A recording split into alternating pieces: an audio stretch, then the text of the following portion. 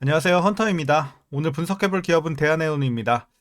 자, 대한해운은 지난해 말까지 오랜 기간 조정을 받으면서 주가가 고점 대비 반토막이 났었다가 연말 가서는 세 달 만에 주가가 두 배가 뛰었습니다.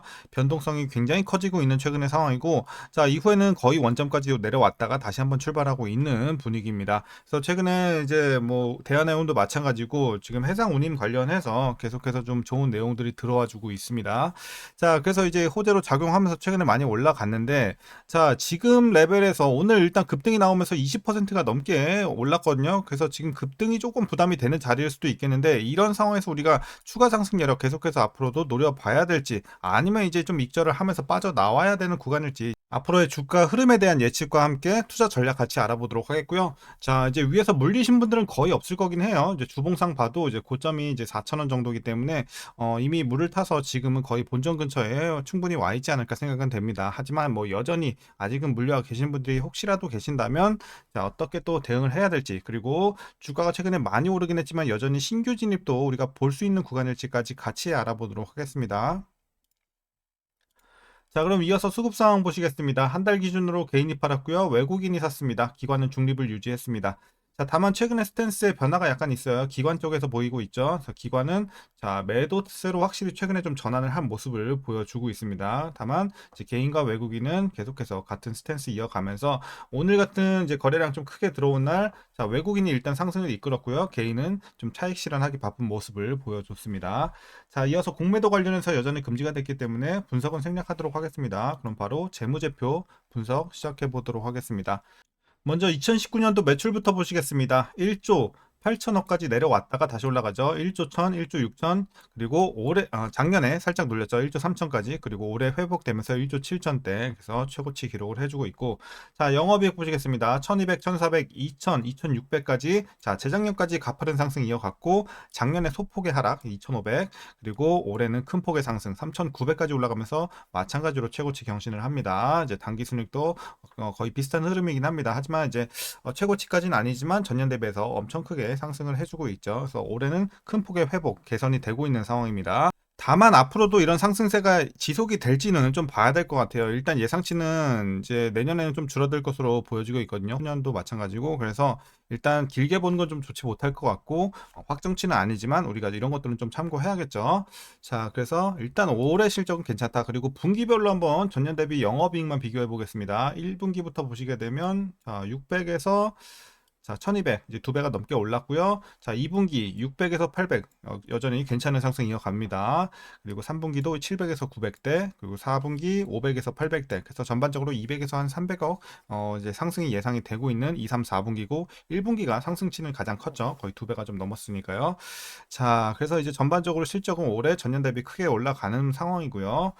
이어서 부채 비율을 살펴보도록 하겠습니다. 과거에 좀 높았죠. 200 후반대까지 올라갔다가 100 중반, 그리고 이제 100 초반을 향해 달려가고 있습니다. 올해는 130까지 내려오면서 앞으로도 계속해서 낮아질 것으로 예상이 나오고 있습니다. 그래서 부채 걱정은 크게 안 해도 될 것 같고요.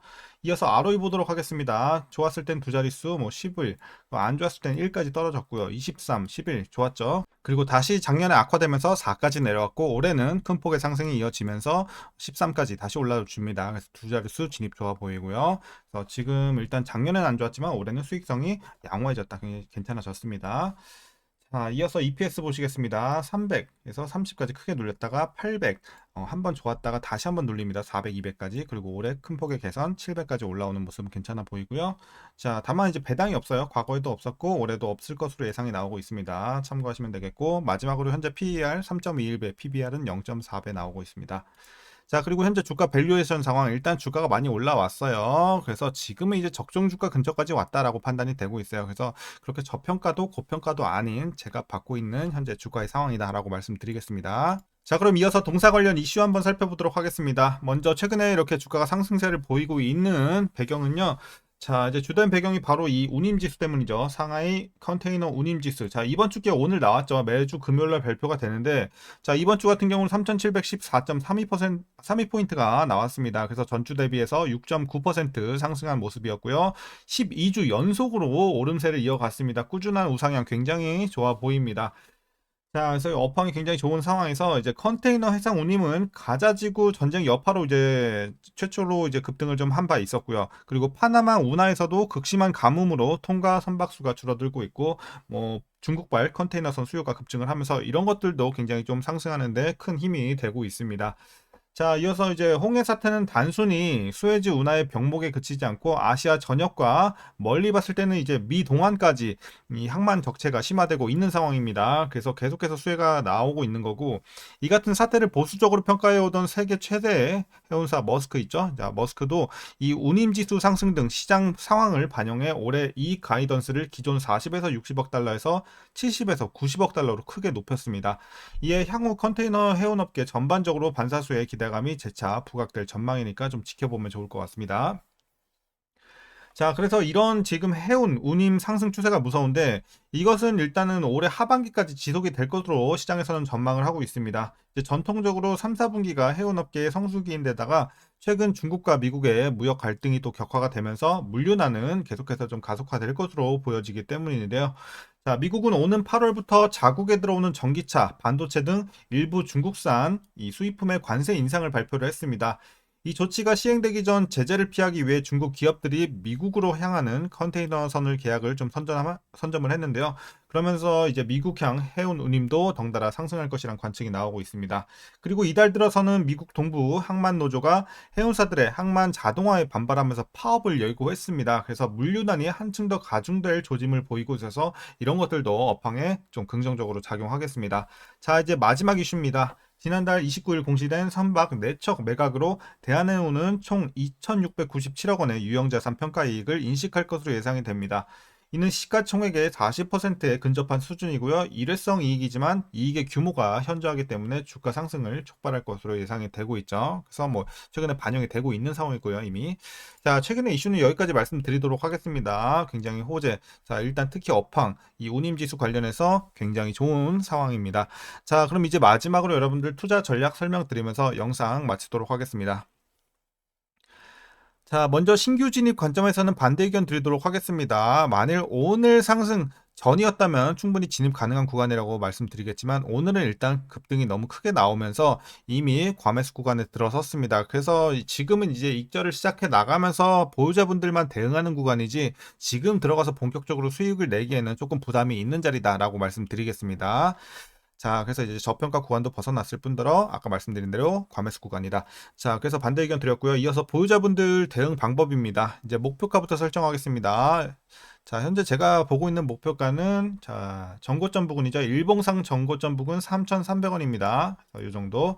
그래서 3,300원까지 여러분들 추가로 한번 노려보시되 지금은 이제 익절 시작하시는 게 좋을 것 같아요. 그래서 개인적으로는 한 50에서 좀 안전하게 보실 분들은 70%까지도 비중 축소해 주시고 나머지 비중, 소액 비중으로만 점차 이제 3,300원에 가까이 올수록 여러분들이 마무리 이제 마저 잘 처분하시는 게 좋을 것 같습니다. 자, 이렇게 좀 말씀드리면서 최종으로는 3,300원까지 보시라고 이제 설정을 해드렸습니다.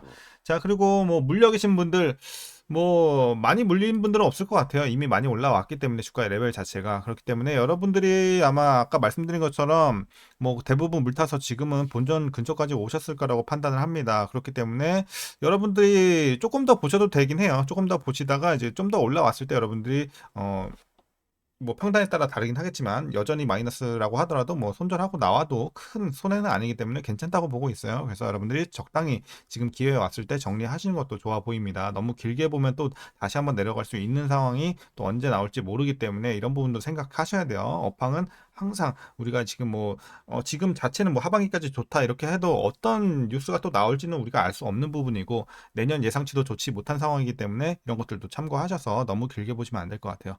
자, 그래서 여러분들 좀 적당히 물려계신 분들도 계신다면 혹시라도 그러면 잘 정리해 주시길 바라겠습니다. 조만간. 자, 그럼 오늘 전략은 여기까지면 충분할 것 같습니다. 여러분들 오늘 영상도 유익하셨다면 구독과 좋아요도 한 번씩 부탁드리도록 하겠고요. 한 주간 고생들 많으셨습니다. 주말 즐거운 시간 보내시고 더위 조심하시고요. 건강 잘 지키시길 바라겠습니다. 그럼 내일 또 좋은 영상으로 찾아뵙도록 하겠습니다. 고맙습니다.